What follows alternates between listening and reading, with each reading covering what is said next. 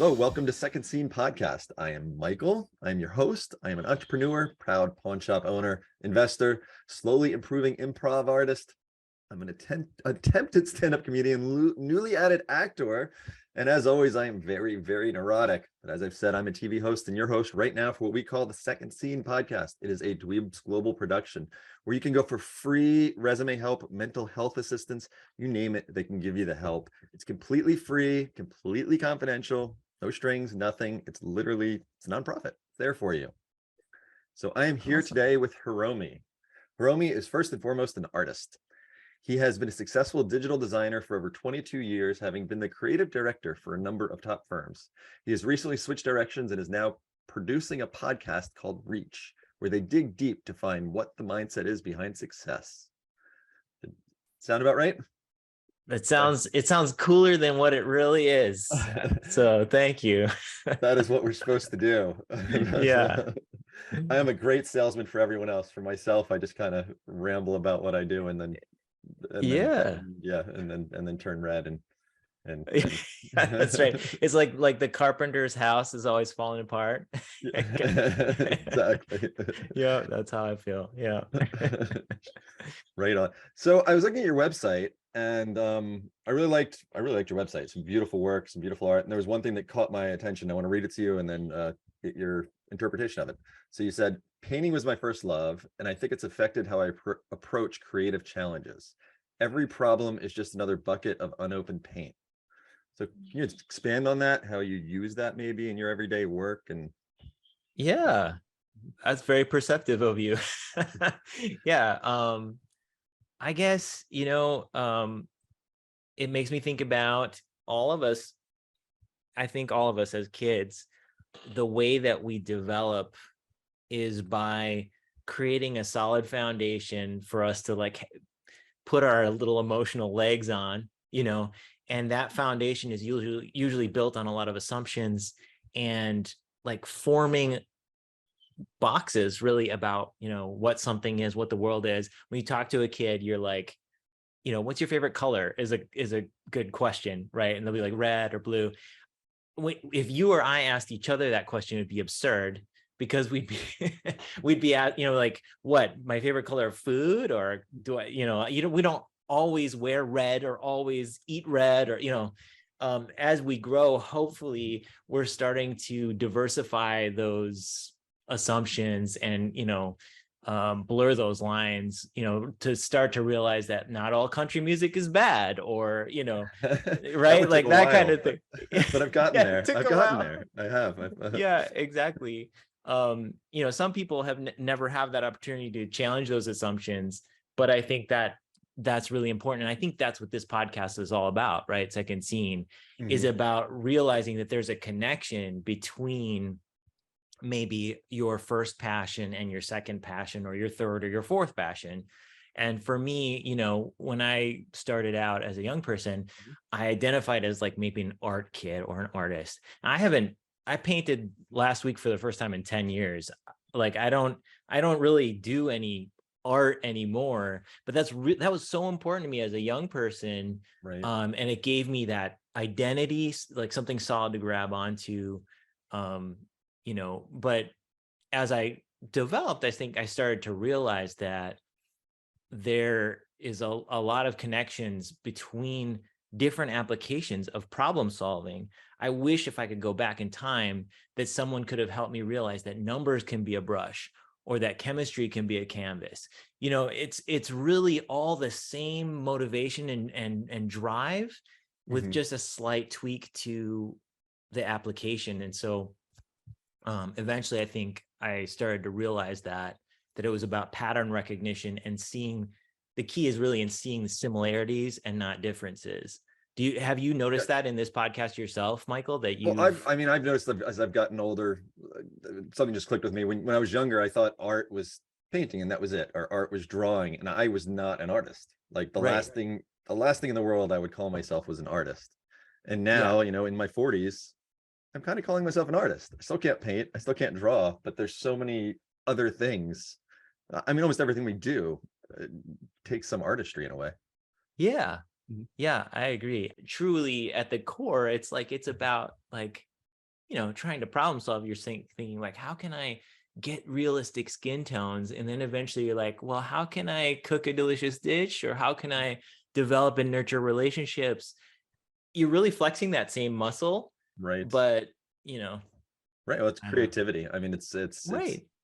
it's so important. I forget who it was I was listening to recently. I think it was, not that I want to bring up Kanye, but he was saying that everyone should just be taught engineering. And I'm like, well, you're losing the whole creative aspect of a child's mind when they're younger. You need to give them that flexibility and that plasticity to Yes. be able to flex that, because that's what's going to create interesting things and different things, and not just make everything Yeah. dry. Yeah, no, it's true. And I think some of those things, they're kind of essential. It's just a part of development that you maybe need to put those boxes on things when you're young, because just like you need training wheels on a bike. But I Mhm. think it's important to start like losing those as you get older. So Yeah. I don't know, like for me professionally, I started out, and I was reading some of your LinkedIn profile, Michael, but I feel like, like I got kind of started in construction when I was a young man. And then I remember one day I was up on some scaffolding in Minnesota, I think it was, or Wisconsin, in the Mhm. middle of winter. It was like January, February. Everything was frozen over, and I was on the like third story of like putting fascia on like a roof line, and Mhm. the wind caught it, and I slipped on the ice, and I barely caught the piece of fascia, aluminum fascia, and it slipped my hand, and I was like, screw this, I'm done with this. And I got down off the scaffolding, and I went to Barnes and Noble, and I got a book on HTML, I think it was, and I started learning a little bit about technology. Okay. But yeah, I got hired at an ad agency in the dot-com boom, basically with my art portfolio, my painting portfolio, and like a certification that I got from reading that book. I got you. I have a similar background to an extent. I Do never you? tried construction. I think my dad had me mow the lawn a couple times, and I was like, yeah, manual labor is not for me.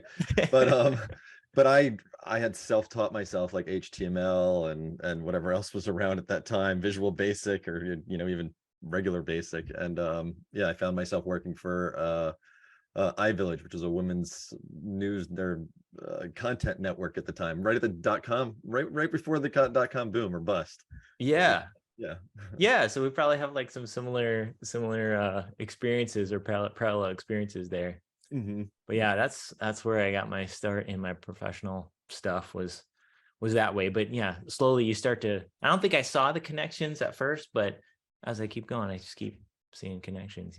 Yeah, yeah, no, totally got you. I couldn't Yeah. believe, on a side note, I couldn't believe how much I was making, barely knowing anything, and just kind of Wasn't they that were the truth? they were paying so well at that time in the Yeah. .coms. They had so much money. It was wild. I was like, I had no experience. New I know, if York you were City, like living under well. 30 and you knew how to use a mouse, it was like the older people with money were like, yeah, like, build me a website, or build me a this or that. And they would ask me questions in the meetings like, yeah, do you think we should, use this technology or that technology? And I'd be like, let me get back to you on that. I have to think about, that's a good question. Let me think about that. And I would go home and just like feverishly be searching, what the heck were they talking about? That's funny. I had a meeting where I had to meet with a team of people that were working in Cold Fusion, and I quickly read the Dummies book the night before. I was like, I need to have. And in I the need to side, know. they had like Cold Fusion jokes you could say. I was like, make it Yeah, sound like you know it. that's how you grow, right? It's Mhm. it's true. Yeah. Yeah. When you're younger, you can get away with those things. I feel like Right. Now I'm a like as little an older age. skeptical of young people. Yeah, I know right. what you're up to. I want to ask you more about, because you were in digital design for a long time, and Yeah. I own a small business, and I know a lot of my listeners own small businesses. So I kind of wanted to ask you some questions about digital design and what you thought of Yeah. it. Uh, what do you think is more important sometimes, as far as website design or iPhone or mobile design? Is design or the functionality? Like, which one comes first, or which one should be focused on harder when you're first starting? Yeah, that's a great question. Um, I suppose there's a few ways we could approach that. I think there are different personalities. Generally, you're naturally you naturally gravitate towards either an engineering approach or a design approach or implement practice, I should say. And like for me, it was design. Mhm. Those that focus that are drawn to the engineering side are usually more concerned with requirements and functionality and efficiency and these sorts of things. And those that are drawn to design are usually more focused on, the human side of that interaction. And I really don't think that one is more important than the other. I think over the last 20 years, I've had a lot of moments where I just wanted to strangle the engineers, where I was so frustrated, like, why can't you see this is important that people understand how to use this thing? But the reality is that their motivations and their priorities are equally important. And it's so important that we acknowledge that and we listen to them, because they're making it work. Without them, we just have pretty pictures, as they say. Right. I mean, I was an engineer, and I know how stubborn I could be sometimes when Were you? oh yeah, Yeah. designers would give me, the material and turn this into whatever it's going to be, and I'd put my foot down saying no, and I'd be It wrong doesn't half make the time. sense. Yeah. Yeah, it doesn't make sense. And now I have a point of sale software that I use, and I talk to the engineers over there all the time. And when they don't want to implement what I want them to implement, I'm on the other side of it going, good. Yes. I do a lot of in-house. I don't do the design. I have people that work for me to do the design, and sometimes I'm really picky about how pretty it is or how pretty it is to me. Um, Hmm. but it does get the point across or get across what I want it to. I guess how important is how pretty it is sometimes. Yeah, that's a great question. I think that it really depends on the motivation or the purpose of whatever it is that's being designed. I think art, designers will the problem with designers and engineers is that we're often fixating on our own motivations and not those of our audience, our target audience, which could be said of us as podcasters or us as, whatever. But when we think about our own motivation as designers, we're often thinking, I want to make the prettiest piece, the prettiest design. I want to make this the most beautiful thing that I can put in my portfolio. And the reality is that certainly if the purpose, the intended audience is our designers that we're trying to get their visual attention for a product or service, then yeah, we need to make this look good. But in a lot of cases, most normal people, we have to admit, don't care about kerning or font choices or even colors. They are affected by them. They may not realize that something's hard to read or that there's no visual priority or hierarchy, that something's misaligned and it's causing them anxiety. That does play a subconscious role, but it's not the primary role. And sometimes we have to realize that maybe the priority for them is making something easy to use, which in many cases could mean, like, let's say in the case of a web app, that it needs to load fast. So if we're using big, beautiful graphics that take along, or videos that require a load time, and it's impacting the performance of the application, that's going to actually detract from their experience. And so we have to set aside those personal motivations, empathize with them, and then make decisions accordingly.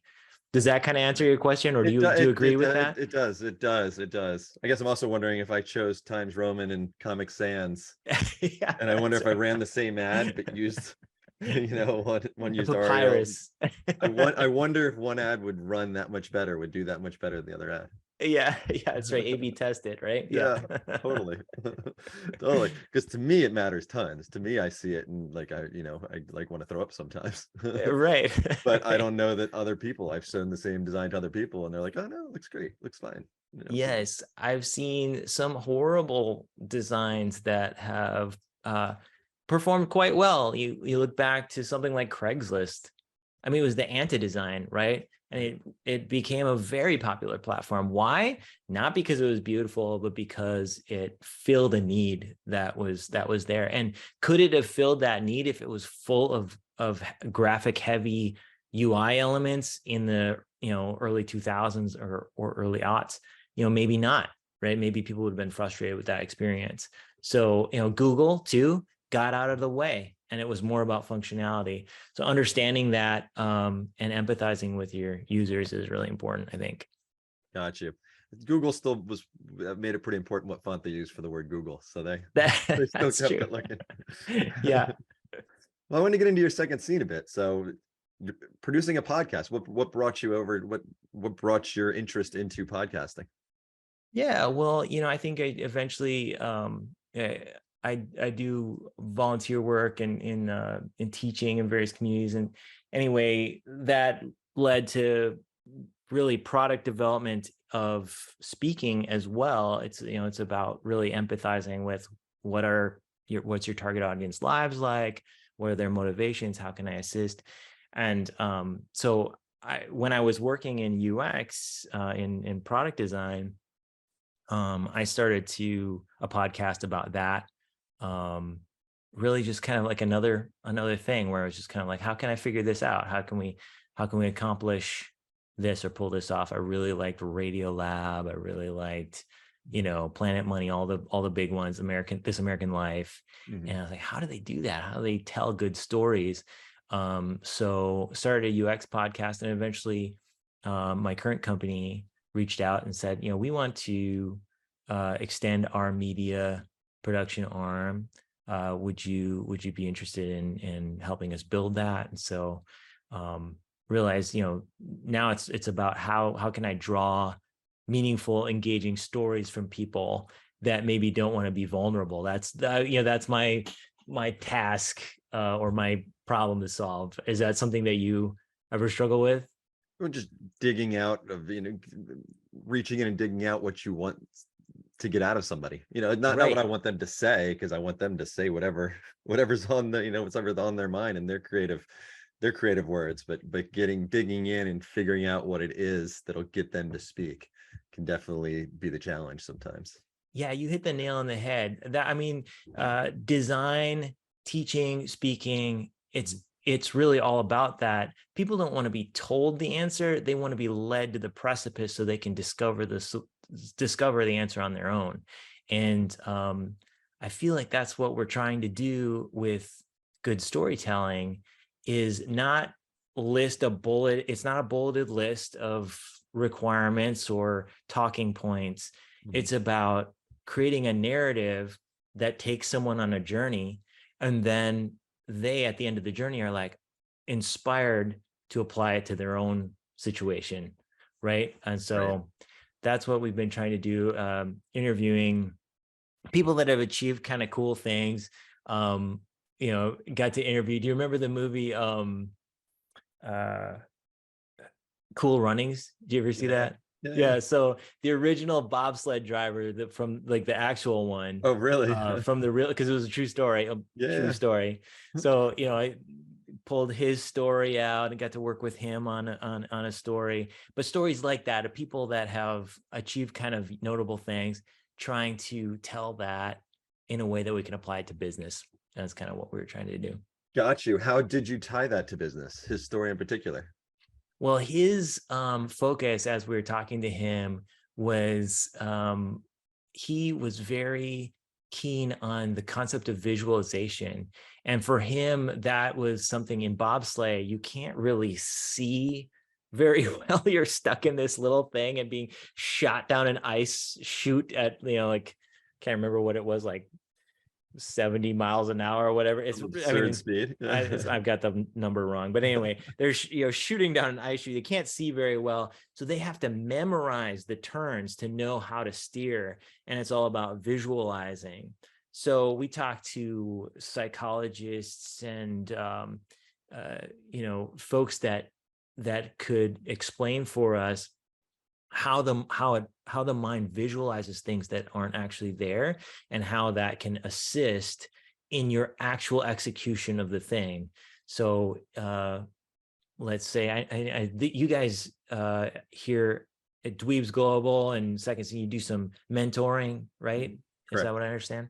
Correct. So even being able to visualize yourself in the future as doing a successful thing is helpful in your motivation towards executing on that goal, is what some of those professionals told us in that series of episodes. But it's a fascinating story, Yeah. to provide that No, super discussion. fascinating. Yeah, I'm gonna have to check that one out. Yeah. But visualizing is such a key that you hear so many successful people talk about. You hear them talk about meditation and then visualizing. I think they kind of go hand in hand in a lot of ways. Right. Well, that's really what we're doing in design as well. I mean, in a very literal way, like a corporation will come to you and say, we want to accomplish X. Maybe that's a sales goal. Maybe that's a engagement. Maybe that's just trying to become more efficient with their production processes. And you're going to take those business requirements and start to visualize them into something executable. And that executable thing, it will help the stakeholders, the company, to start to say like, yeah, I think that could work, but this doesn't work. They can't really explain to you what the solution will be because they may not have the input of the engineers as well, to your point. Like they may not know what's actually possible. So helping to visualize for them what will solve their business goal and help the engineers visualize what they need to do to accomplish those big business goals. You're kind of that middleman, and that's really all it is visualization in a way, right? Right. Well, so what's your goal? What is the goal with the podcast? Where do you see it going, or what do you see it evolving into? Yeah. Well, I mean, we have been doing it for about a year now, and a little under a year. Our goal was to do it for about a year, and I think we're going to keep doing it. We wanted to learn about the process because we're offering it to some of our clients, our corporate clients, as a content development strategy, content marketing, a part of their content marketing arsenal. And so we've learned a lot about, how to make the process more efficient, what things to anticipate. Like I'm sure, you can empathize, Michael. There have been so many times where you are doing a show and like, oh, I didn't put a redundancy in place, so I lost that entire interview, and this person was really hard to get, and now I have to start all over or beg them to come back, or the audio was garbage, or I wasn't using headphones and there's there's reverb, or there's feedback. So many technical issues, ways to approach different stories, different personalities, people that may not be natural storytellers. How can we get a good story out of them too? How can we use this as a networking opportunity? And how can we provide our collaborators and contributors with the easiest experience possible to promote the show, things like that. I wanted to sign up to be your guest today because I wanted to learn from you. And I already have. I love that you have a form that you send out in advance, and you've put some thought into the experience of a guest. And I think all that stuff is stuff that I want to learn from. So Right. Well, you're gonna get some more emails from us, so you can copy those. We have, okay. Live emails. We have. By the way, you've been a great guest. You've asked me more questions than most guests. Oh, really? Yeah, force of habit, huh? Yeah. I like that. I like to be I like to be the center of attention. So it's good when it comes back over to me. My last guest, the episode that was live, his name was Chris Doe. He's a kind of a social marketing influencer. And he told me, he said, like, people, if you want to be, he was quoting someone else, but he said, if you want to be interesting, be interested. So people rarely walk away from a conversation where someone has all the answers and say, that guy was so awesome. If you shine the light back on them, they'll like you more. I thought, oh, that's interesting. That's a good insight. Well, it's like that in life. I mean, you go to a party, the more questions, if you talk less about yourself, even though like gut instincts often is to say like the best things about yourself to somebody, if you just ask them questions, Right. makes you look more intelligent, makes you look friendlier, makes you look, yeah, Right. People just everything want you're, to talk about themselves, right? yeah, everything you're trying to get across by talking about yourself, you get across much better just by asking questions. Yes, yes. You sound like a great person to have at a party. Yeah, What are yeah. you doing this weekend? You want to come to a party? It depends. As the wine goes down, I start by asking a lot of questions, and then it slowly just becomes more about me. So it's, Okay. I'm great at the beginning of the party, and then it's, Oh, okay. All right. Yeah, yeah. then I just start rambling about whatever I want to ramble Yeah, well, we've all been there, I'm sure. about. Well, Yeah, thank you so much for coming on the show. I have absolutely. definitely enjoyed this. Yeah, Hiromi, thank you. your website. Sorry, I don't have them in front of me. Sure. If you're interested in learning about Reach, you can go to reachabm.com. That's the important one. That's really the one that's going on. You can Google Hiromi Matsumoto and learn more about me if you're interested, but I'm not that interesting. You have a beautiful website. Thank you. Beautiful wife. The dog's not as pretty as her. That's what Yeah. you said that in there. That was Yes, thank your you. quote. Appreciate that. Yeah. Well, Yeah, great. Well, he thank you. We will post links to the podcast and links to your website below or wherever they go on the social media platform that this is posted on, which is a whole bunch of different ones. awesome. Thanks so much, Michael. Thank you for having me and teaching me a lot today. Thank you. I'm glad you learned something. Yeah. You probably learned more what not to do and then a little bit of what to do, but No way, no way. thanks Appreciate it. again. Everyone out there, this has been a Second Scene podcast. Again, it's a Dweebs Global production. We do this for Dweebs Global. They give free mentorship help, anything from resume writing, mental health, and whatever's in between. They have mentors around the world, any language, completely free, completely confidential. Dweebsglobal.org. And we'll see y'all next week.